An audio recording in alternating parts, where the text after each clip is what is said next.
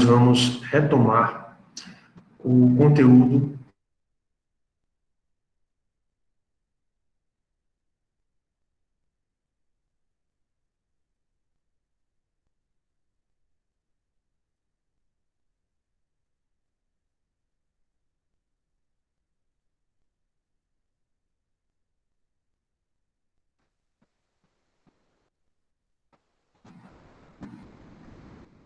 Então, na aula de hoje, nós vamos continuar o estudo que nós estamos fazendo acerca dos tributos.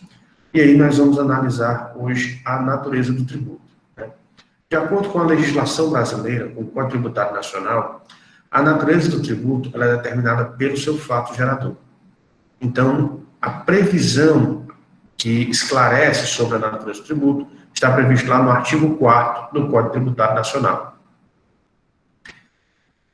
De acordo com o artigo 4º do Código Tributário Nacional, o importante no tributo, para me conhecer do tributo, é exatamente o seu fato gerador. É ele que vai determinar a sua natureza. Por quê? Porque o nome que se dá ao tributo, para a legislação brasileira, ele é irrelevante. A destinação do produto da arrecadação também é irrelevante. Então, o mais importante para você fazer a aferição, para você avaliar a natureza do tributo, é exatamente o seu fato gerador. E o que é o fato gerador? São exatamente os acontecimentos da vida do ser humano que, ao acontecerem, já levam à incidência do tributo. Ou seja, já levam à incidência da norma tributária e, consequentemente, a obrigação de pagar aquele determinado tributo. Então, por isso que nós fazemos essa ressalva. Então, no Brasil, o mais importante para determinar a natureza jurídica é exatamente o fato gerador. Aqui nós temos uma observaçãozinha que esse regramento da natureza do tributo, ele é válido para aquelas espécies tributárias que estão previstas no Código Tributário Nacional. Quais são essas espécies? Os impostos, as taxas e as contribuições de melhorias. Pois a destinação do tributo para elas não influencia na sua natureza jurídica. Excepcionalmente, como dois tributos foram criados posteriormente, o caso dos empréstimos compulsórios e as contribuições sociais e especiais, elas vão ter um tratamento diferenciado. Por quê? Porque elas foram concebidas posteriormente e, por essa sua concepção posterior, elas têm um regramento diferenciado. Então, por isso que essa determinação do Código Tributário Nacional Brasileiro, ela vale somente para as 3 espécies tributárias que são previstas no próprio Código Tributário Nacional. Ok? Visto isso, nós temos que tratar de um tema muito importante, que é exatamente a competência tributária. Nessa parte de competência, vocês já analisaram. Por que eu digo que vocês já analisaram essa parte de competência? Vocês não analisaram a competência tributária, mas vocês já viram competência. Por quê? Quando você trata sobre a administração pública, você percebe que você tem várias atividades a serem desenvolvidas pelo Estado. Quando você estuda o Estado brasileiro, ele é ainda mais complexo. Por quê? No Brasil, nós não temos somente uma estrutura de Estado. Nós temos pelo menos 4 estruturas que compõem o Estado, ou 4 entes, ou 4 entidades públicas. São elas a União, ou também chamado de governo federal, os governos estaduais, ou os estados, Ceará, Piauí, Maranhão, São Paulo, Rio de Janeiro, também são chamadas unidades federadas. Você tem o Distrito Federal, com o governo do Distrito Federal, e os municípios, que são os governos municipais. Então, você tem 4 tipos de entes públicos no Brasil. Então, essas várias atribuições do Estado brasileiro vão ser desempenhadas por esses 4 tipos de entes. Daí a dificuldade, daí o problema que nós temos. Por isso, nós precisamos entender bem essa competência, porque para que esses entes políticos, eles não acabem todo mundo fazendo as mesmas coisas, ou batendo cabeça, um faz de um jeito e o outro faz de outro, é que foi organizado, ou foram organizadas essas atribuições entre esses vários entes públicos. Por exemplo, educação. Educação é um dever do Estado, ou seja, o Estado ele tem um dever de prestar educação. E aí você vê os 4 entes. Se todos eles forem se preocupar com o ensino fundamental, vai faltar gente pensando na educação infantil, no ensino médio e no ensino superior. Então, por isso, você precisa organizar qual é o papel de cada um desses entes dentro da educação como um todo. Então, o que foi que ficou convencionado? Quando você analisa a parte que trata da educação no Brasil, na Constituição Federal de 88, você percebe que entregou aos municípios a educação infantil e o ensino fundamental 1, que vai do 1º ao 9º ano. Então, da educação infantil, da creche, ou também chamada pré-escola, até o Fundamental 1 está sob a responsabilidade dos municípios. Os estados e o Distrito Federal, aliás, e os estados, eles ficaram com o ensino médio, eles são responsáveis pelo ensino médio. E o governo federal com o ensino superior. Então você organizou. Aí você pergunta, e o Distrito Federal? Como o Distrito Federal ele é uma unidade federativa diferenciada, onde ele é equiparado ao Estado, mas ele não possui municípios, ele vai ter as atribuições tanto dos municípios quanto as atribuições dos estados, nessa parte de educação. Então você percebe desta forma que ele se organizou. Então, existe esse serviço público dentro do Brasil, onde o Estado tem que prestar à sua comunidade, que é exatamente a situação da educação. Tem os diversos níveis de educação e cada unidade federativa está responsável por um desses níveis educacionais. Logo, você estabeleceu uma competência, ou seja, as atribuições de cada um. Qual é o papel que cada um tem que desenvolver dentro da estrutura do Estado, com o objetivo de que o cidadão ele tenha condições de se desenvolver. Então você percebe que esse tema da competência já foi analisado quando você viu ciência política, quando você viu instituições de direito privado na parte de respeito ao direito constitucional. Você já teve essa ideia de competência quando estudou direito administrativo, então você já tem essa noção de competência. Nos tributos é a mesma coisa. Nós já vimos na aula anterior que para que existe o tributo? Exatamente para que é a maior fatia do dinheiro que o Estado consegue, ele consegue junto aos seus cidadãos, que ele chama de contribuintes, né? E não só as pessoas físicas, mas também as pessoas jurídicas ou originadas no seu território, ou que desempenham atividades no seu território. Então, dentro dessa perspectiva, você percebe que toda a estrutura administrativa, toda a máquina administrativa, ela precisa de tributo para se manter. Então, se toda a máquina administrativa ela precisa de tributos, então todos os entes que compõem a máquina administrativa vão necessitar de tributos. Então, eles têm que cobrar, eles têm que tributar. Por isso que você tem que organizar como é que vai ser essa tributação. Por quê? Porque senão vai virar uma confusão. Então, para isso é que surgiu a competência tributária. Onde a competência tributária vai dizer quais são os entes públicos que podem criar e instituir tributos e vai dizer quais são os tributos que cada um dos entes daquele determinado estado pode criar e instituir tributos. Então, ele vai dizer quem pode criar e o que é que pode criar de tributos. Tá certo? Perceba que essa competência tributária, ela já foi estabelecida no artigo 6º do Código Tributário Nacional. Mas a gente tem que lembrar que o Código Tributário Nacional só previa 3 tributos, né? Impostos, taxas e contribuições de melhorias. No Brasil, com a Constituição de 88, nós tivemos a criação de mais dois tributos, os empréstimos compulsórios e as contribuições sociais ou contribuições especiais. Então, hoje em dia, nós temos 5. 3 que foram previstos no Código Tributário Nacional e 2 que foram feitos a previsão pela Constituição Federal. Então, sendo assim,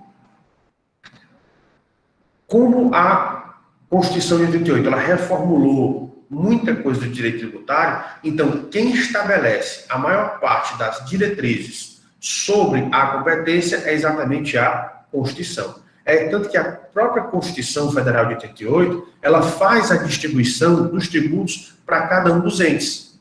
Ela diz o que é que cada ente pode cobrar. Então, ela vai dizer quais são os tributos que podem ser cobrados pelo governo federal, quais são os tributos que podem ser cobrados pelos estados, quais são os tributos que podem ser cobrados pelos municípios e também os tributos que podem ser cobrados pelo Distrito Federal. Ela vai dizer, ela vai definir quais são os tributos e cada um desses entes políticos vai fazer sua legislação própria para dizer como é que ele vai tratar esses tributos, ou seja, como é que ele institui e como é que ele vai organizar a cobrança desses tributos. Bem, então, visto isso, que há essa necessidade de competência, exatamente para que os entes públicos eles não fiquem brigando entre si, então, nós temos que entender essa competência. E para a gente entender a competência, nós temos que entender as suas características, né? As grandes características dos tributos são a intelecabilidade e a facultatividade. Pessoal, só um instantezinho aqui que eu estou aqui com uma questão, só um instante, viu?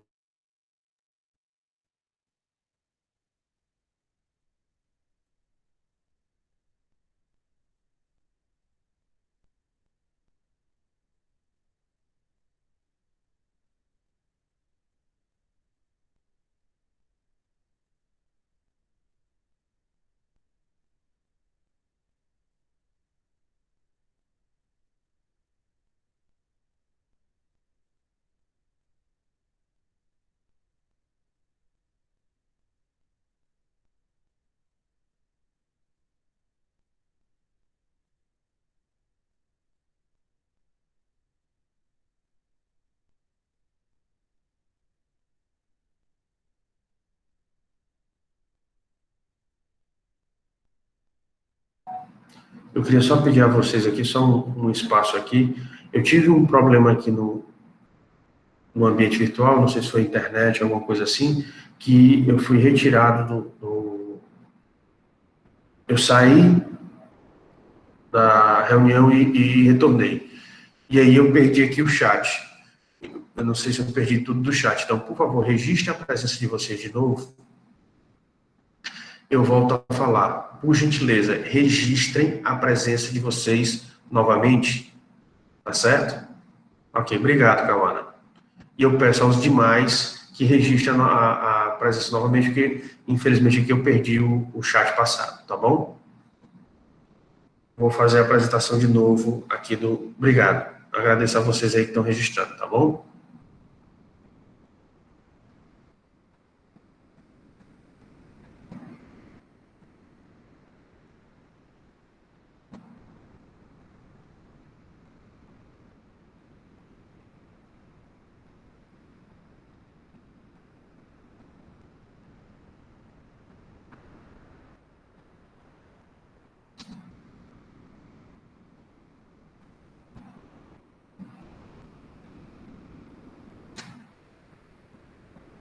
Eu agradeço aí a vocês por estarem registrando. Pronto. Então, vamos retornar aqui de onde apareceu a falha, né? Então, nessa parte de competência, a gente tem que entender, a primeira coisa são as características da competência tributária. De acordo com o que está estabelecido no artigo 7º do Código Tributário Nacional, nós temos duas características da competência tributária. A primeira delas é a indelegabilidade e a segunda delas é a facultatividade, certo? E aí a gente tem que entender o que é indelegabilidade e o que é facultatividade. Indelegabilidade, o termo, o prefixo in já está dizendo não. Não delegabilidade. Então, não pode ser delegada. O que é isso? É o ente político que recebe o direito de criar ou instituir um tributo, ele não pode passar esse direito de criar e instituir um tributo para outra pessoa jurídica. Só quem pode desempenhar é ele, certo? Ele não pode transferir a mais ninguém. Mas volto a frisar com vocês. O que o artigo 7º do CTN estabeleceu é que você não pode delegar a criação ou instituição do tributo. É somente esta atividade, criação ou instituição do tributo. Por quê? Porque a criação ou instituição do tributo tem que ser feito por lei. Ou seja, tem que ser feita por lei e do legislativo responsável. Então, se o tributo é federal, tem que ser feito pelo Congresso Nacional. A lei tem que ser feita pelo Congresso Nacional. Se o tributo é estadual, tem que ser feita pela Assembleia Legislativa. Se o tributo é municipal, tem que ser feito pela Câmara Municipal. Tá certo? Então, o que não pode ser delegado é exatamente a criação e a instituição do tributo. Mas, se o artigo 7º, ele expressa, ele fala exatamente que não pode ser feita a criação ou instituição, não pode ser delegada, então quer dizer que outras atividades podem ser delegadas, né? Quais são as atividades que podem ser delegadas, ou seja, que podem ser passadas para outras pessoas? As atividades de arrecadação. E o que é arrecadar? Pronto, nesse momento nós estamos em janeiro. Todo mês de janeiro, os donos de veículos têm que pagar um imposto chamado IPVA, Imposto sobre Propriedade de Veículos Automotores. Da mesma forma, os donos de imóveis têm que pagar um imposto chamado Imposto sobre Propriedade Territorial Urbana. E o que é arrecadar? Você emite os boletos para fazer o pagamento dos impostos e as pessoas vão fazer o imposto, vão pagar esses boletos. Ou seja, vão pagar o imposto que ele é anual, né? Todo ano gera a obrigatoriedade de pagamento desses determinados tributos. Então, você faz uma atividade de arrecadação, você informa a dívida e as pessoas fazem o pagamento do tributo. Informa que esse tributo ocorreu mais um ano e que esse tributo é devido e as pessoas têm que efetivar o pagamento. Nem todo mundo paga. Então, como nem todas as pessoas pagam, o que é que tem que ser feito posteriormente? Uma checagem de quem foi que pagou e quem foi que não pagou. Quem não pagou tem que ser notificado. Ou seja, tem que ser cientificado que ele não pagou, para que ele efetue o pagamento. Então, existe essa atividade de você checar se todo mundo pagou, para você saber quem pagou e quem não pagou. Isso daí é uma atividade de fiscalização. É a segunda atividade que pode ser delegada. E a terceira atividade que nós temos é, dessas pessoas que são notificadas, que o ente público, ele está dizendo a elas, olha, nós sabemos que você não pagou, então efetue o pagamento. Para nem todo mundo que é notificado,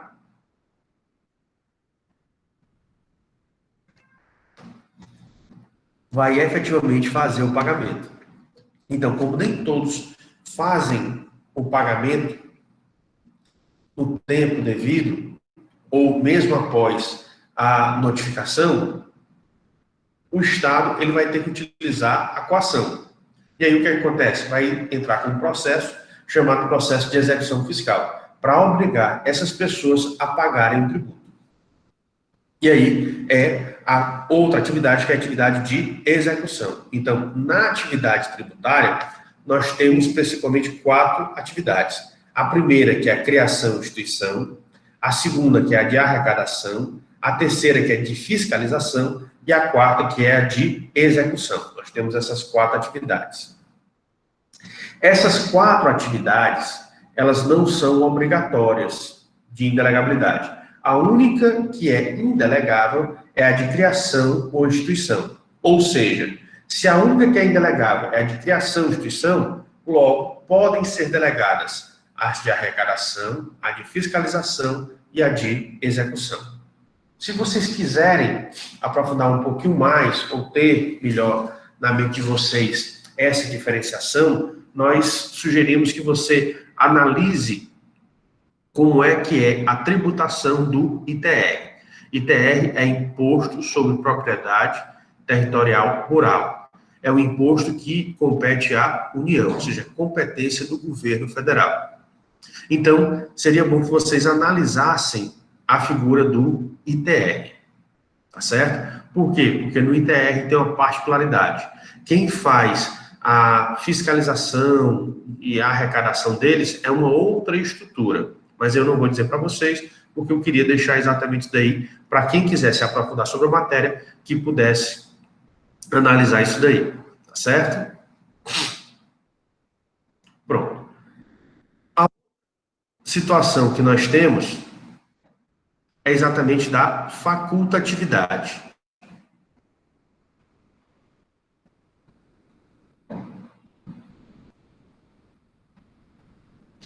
O Inácio perguntou em que parte o auditor fiscal entra sobre algum destes impostos. O auditor fiscal, primeiro, você tem que entender o seguinte: o auditor fiscal, ele é um servidor público, tá certo? Então, o auditor fiscal é um servidor público que, pelo concurso dele, ele vai atuar na área da tributação, ok. Mas como ele é um servidor público, ele está ligado a um ente público. Então, ou ele vai da Receita Federal, aí ele está atrelado, aí ele é um servidor federal, ou ele estará atrelado à Secretaria da Fazenda, ele é um servidor estadual, ou ele vai estar atrelado à Secretaria de Finanças, ele é auditor municipal. Então, primeiro de tudo, você tem que saber, esse auditor, ele pertence a qual ente, ou ele é servidor de qual ente público, federal, estadual ou municipal. E aí, os auditores, eles fazem exatamente essas checagens de arrecadação, fiscalização e manda para a execução, porque a execução é feita, na verdade, pela parte jurídica, como são processos, são feitos pela parte jurídica daquele ente público. Então, os auditores, eles ficam exatamente responsáveis para as atividades de arrecadação e de fiscalização. Agora, cada um deles dentro do ente público ao qual eles estão vinculados. Você não pode, um auditor da Receita Federal, estar pesquisando impostos municipais. Não é da alçada dele, ou seja, não é da competência dele. Ok? Pronto. Então, tirar essa dúvida, vamos agora para a facultatividade, né? Então, o que é essa situação ou essa característica da facultatividade? Essa característica da facultatividade, ela não existia, certo? Essa característica da facultatividade, ela não existia. Ela foi criada, na verdade, num julgamento do Supremo Tribunal Federal. Então, o Supremo Tribunal Federal, quando foi julgar uma ação a respeito da constitucionalidade do artigo 11 da Lei de Responsabilidade Fiscal, ele definiu que os tributos, eles eram facultativos. O que é um tributo ser facultativo? Quer dizer que o ente público, o ente político responsável por aquele tributo, ou que detém poder sobre aquele determinado tributo, ele decide se institui ou não o tributo. Então, a facultatividade é isso. É que aquele determinado ente público, ele vai decidir se ele cria ou não o tributo. Ele não é obrigado a criar. Ele só vai criar se ele quiser. Tá certo? Isso daí aconteceu, o Supremo Tribunal Federal, ele se pronunciou dessa maneira porque nós temos um imposto do Brasil que até hoje ele não foi criado, que é o IGF, Imposto sobre Grandes Fortunas. Então, como existe uma previsão constitucional do IGF, do Imposto sobre Grandes Fortunas, mas até hoje não saiu a lei sobre para esse imposto, o Imposto sobre Grandes Fortunas, então até hoje você não pode ter a cobrança desse tributo. Por quê? Porque não existe legislação. Se vocês quiserem analisar, vocês podem entrar no site da Câmara dos Deputados e do Senado Federal, tem vários projetos para esse imposto, de criação desses impostos. Mas o problema é que eles não saem do canto. O problema é que eles não avançam, eles não seguem à frente. Por quê? Exatamente por isso. Porque não tem uma obrigatoriedade do Estado, então o Estado ele não se preocupa em criar. E existe um lobby, ou as pessoas estão advogando em causa própria, né? Porque quando você vê esse IGF, você vai estabelecer um patamar, que a pessoa vai ter a obrigatoriedade de pagar o imposto todo ano, né? Então, como muitos parlamentares têm fortunas, eles não querem, porque eles estão, no caso, trabalhando em causa própria, tá certo? Então, por isso que você vê que tem esse problema em relação à instituição do IGF, Imposto sobre Grandes Fortunas, e por isso o STF, ele decidiu nesse julgamento, que ele estava tratando do artigo 11 da Lei de Responsabilidade Fiscal, ele vai e abre essa situação da facultatividade, ou seja, que o ente político ele não é obrigado a criar ou instituir o tributo. Ele cria ou institui dentro da sua discricionariedade. Então, ele tem a discricionariedade para saber se ele cria ou não. Tá certo? E as outras duas características são exatamente a imprescritibilidade ou incaducabilidade. O que é imprescritibilidade? É que esse direito da competência tributária, ele não prescreve. Se você perceber, como o Imposto sobre Grandes Fortunas ele não foi criado até hoje, esse ano, que é o ano de 2021, nós vamos completar 33 anos de vigência da Constituição brasileira, né? Então, nesses 33 anos da vigência da Constituição brasileira, colocaria 32, né? Porque nós estamos no início do ano e completou o ano em outubro do ano passado, 2019, completou os 31 anos, né? Então, vamos analisar aí que a gente está com 31 anos de Constituição.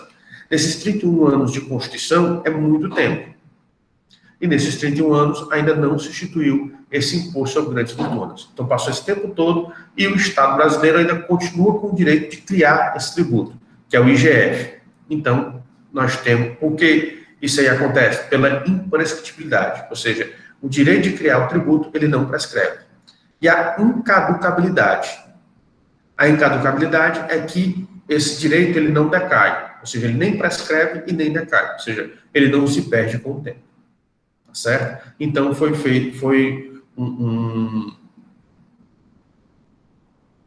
construção política feita exatamente para, no caso, resguardar o Estado brasileiro, mais especificamente o governo federal e também os outros entes, de criarem os impostos quando eles acharem melhor criar, tá certo? Então, é um fato muito discutido e muito questionado, mas a situação é, quem se pronuncia a respeito da Constituição, das normas constitucionais, é o Supremo.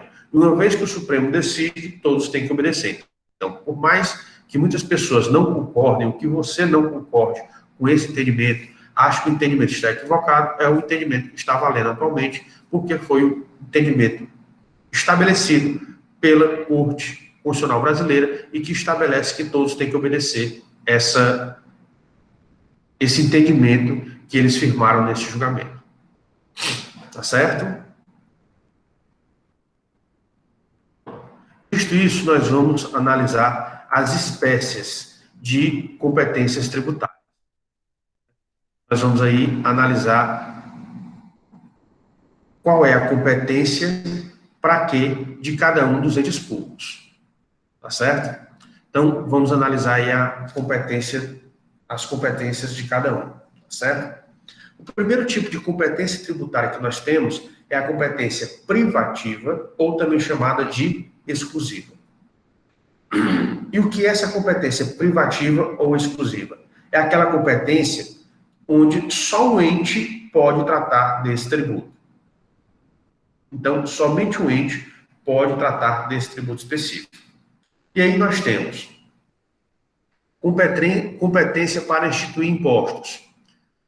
A União tem competência para instituir impostos, os estados e o Distrito Federal também têm competência para instituir impostos, e os municípios e o Distrito Federal também têm competências para instituir seus impostos.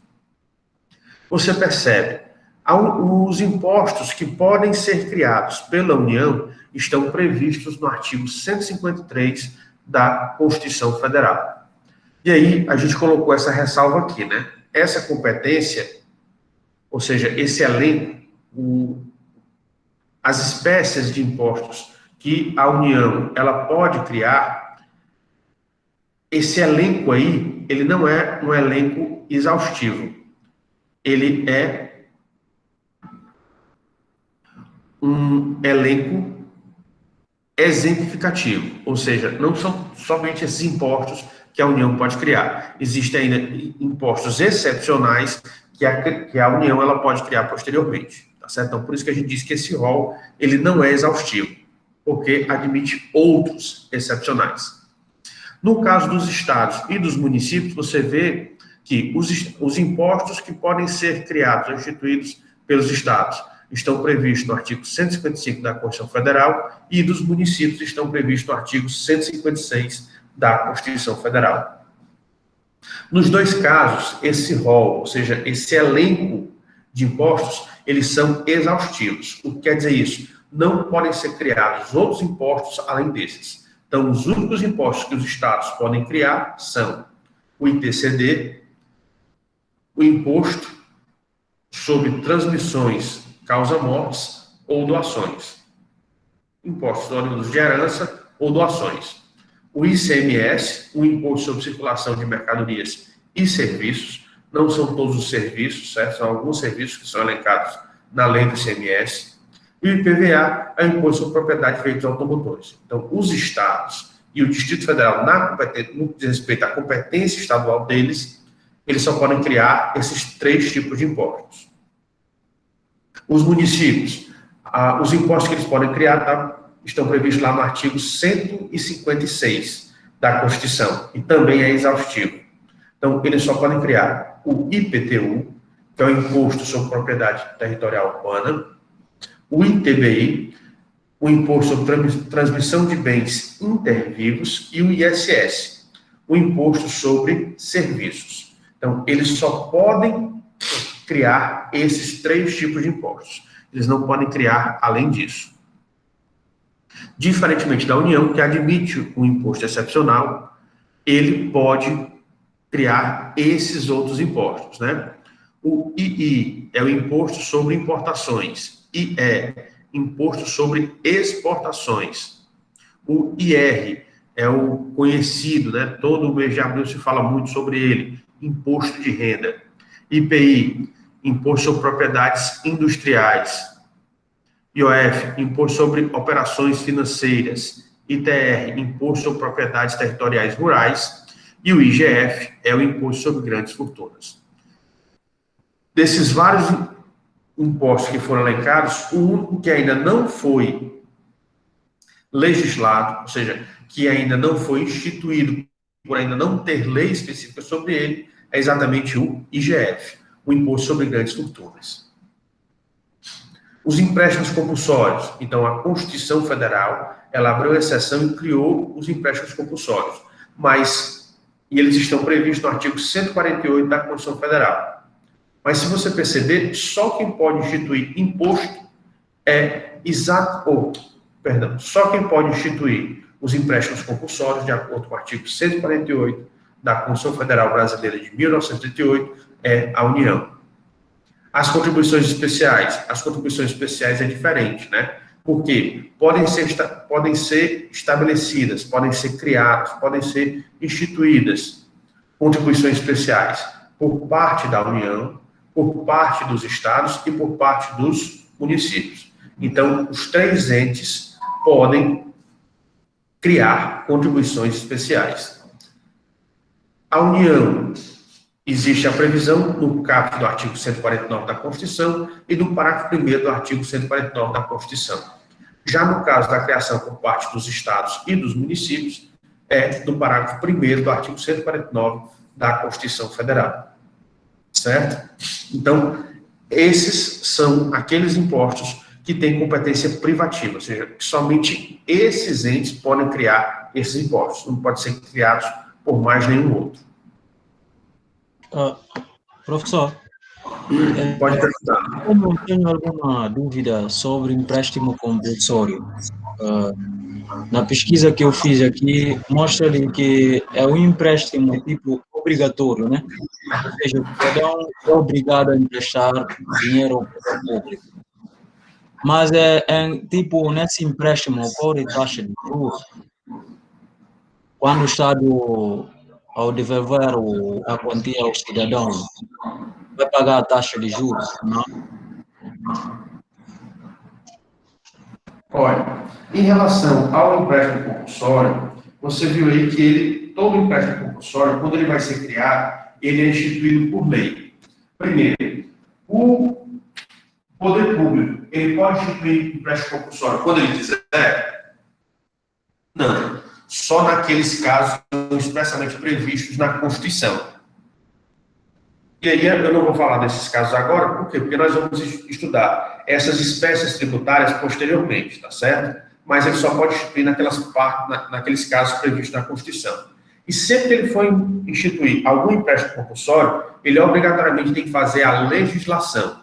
Então, é a legislação que vai estabelecer exatamente como é que vai ser o empréstimo compulsório, ou seja, quanto é que cada pessoa vai ter que pagar de empréstimo compulsório, em que situações, em que circunstâncias, e ele vai tratar também de como é que será depois, como é o empréstimo, ou seja, quando você toma emprestado, você tem que devolver. Então, ele também vai estabelecer quando é que esse dinheiro vai ser devolvido e como ele vai ser devolvido, e se vai ser reajustado.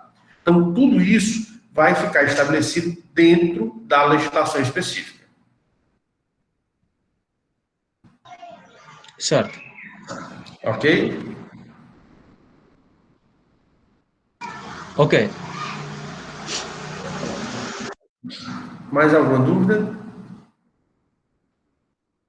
Professor, onde é que entraria a questão do CPMF, antigamente, quando era vigente? A CPMF é uma contribuição provisória sobre movimentação financeira. Então, como ela é uma contribuição, ela entraria aí com contribuição especial. Certo? Ela entra aí na parte de contribuições especiais, que também pode ser feitas dentro daquilo que foi estatuído, que foi disciplinado pela Constituição Federal. Tá, obrigada. Como é? Obrigada. De nada. Pronto. E aí vocês viram aí lá no texto que eu coloquei para vocês, que tem as contribuições especiais, né, que estão previstas lá no artigo 149 caput e no parágrafo 1º do artigo 149. Então, depois vocês dão uma olhadinha, porque essa legislação, essa norma, ela traz essas possibilidades, né? Então, traz uma gama de possibilidades que podem ser efetivadas, que podem ser realizadas por parte dos entes públicos. E aí a gente ainda está à mercê dos entes públicos dele se arvorar em mais tributação, né? Realmente, a carga tributária brasileira, ela é gigantesca e ainda existe possibilidade do Estado ainda criar mais tributos ainda, além dos já existentes, certo? Infelizmente.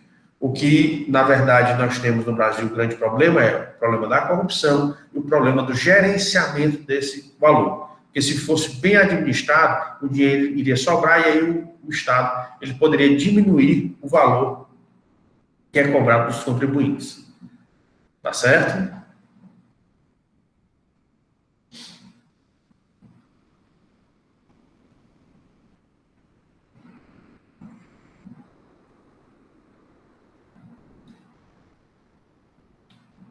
Alguma dúvida aqui?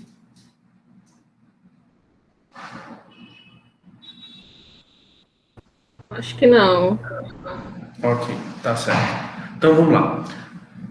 O primeiro tipo que nós vimos de competência é exatamente a competência privativa ou exclusiva, onde só esses entes podem tratar desses tributos aí que foram elencados aí para vocês. Outro tipo de competência que nós temos é a competência comum. E o que é a competência comum? São tributos em que vários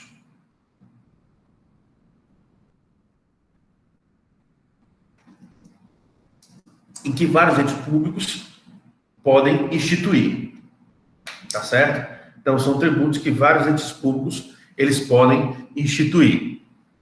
Na competência comum, ela está prevista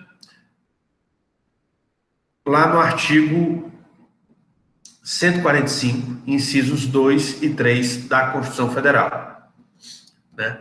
Então, quais são esses tipos de tributos que podem ser instituídos, que podem ser criados por todos os entes públicos?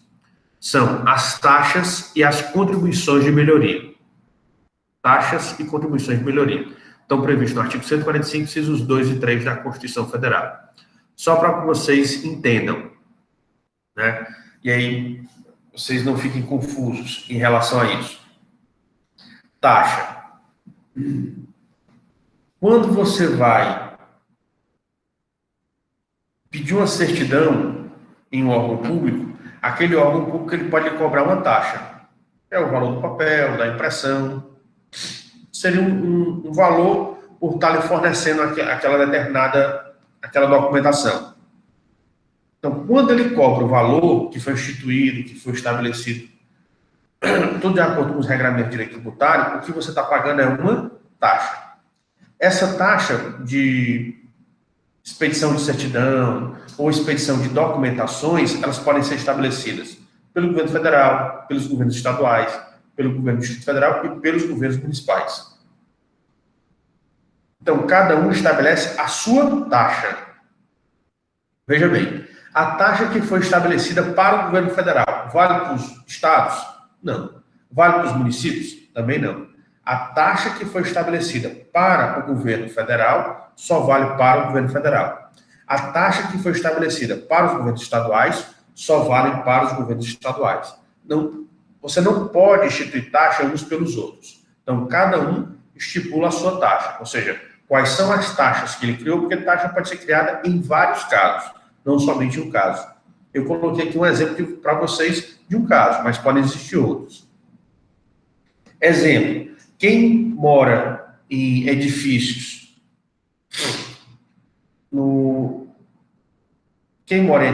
ele tem que pagar anualmente uma taxa, que é a taxa para o Corpo de Bombeiros. Aí o Corpo de Bombeiros pega essa taxa e investe para a manutenção dos seus equipamentos, ou troca dos seus equipamentos.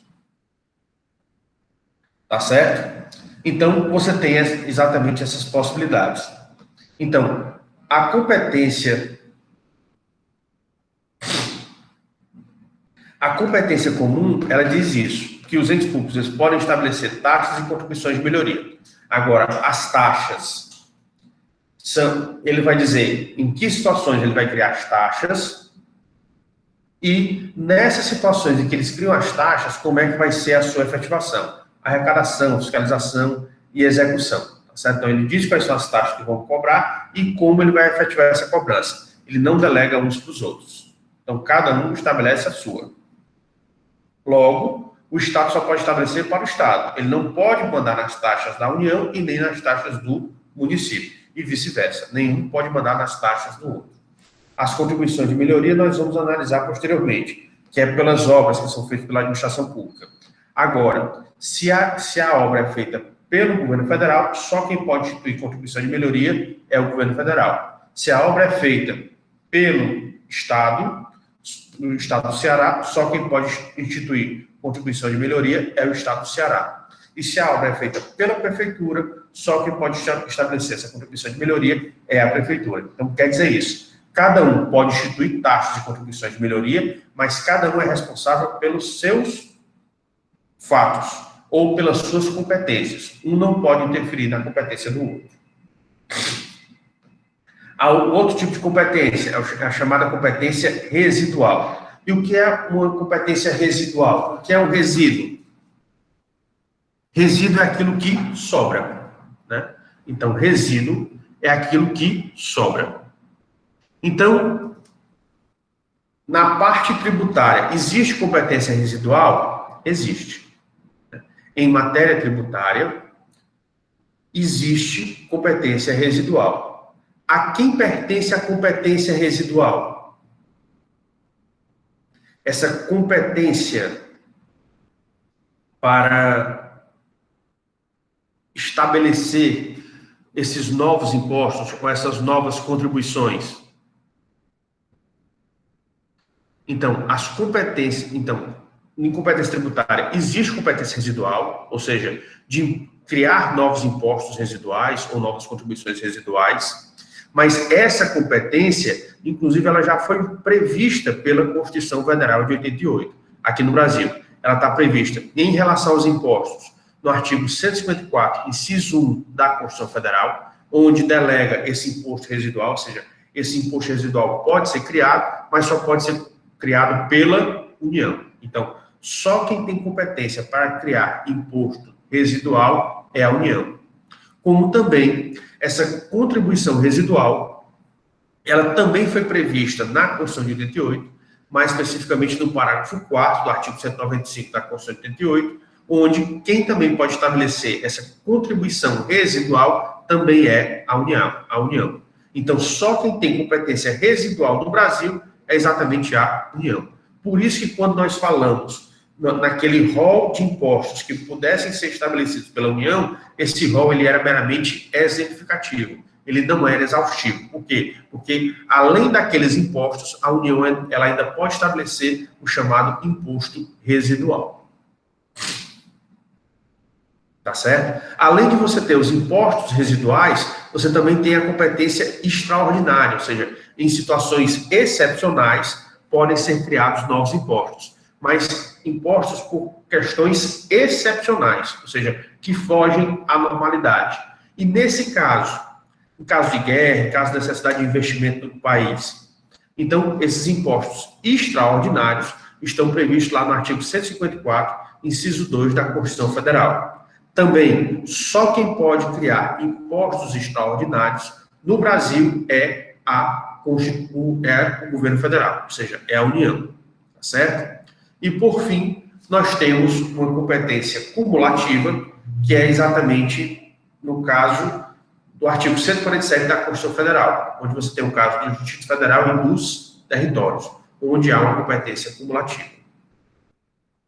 Então, essas são os tipos, as espécies de competência tributária que existem no Brasil. Tá certo?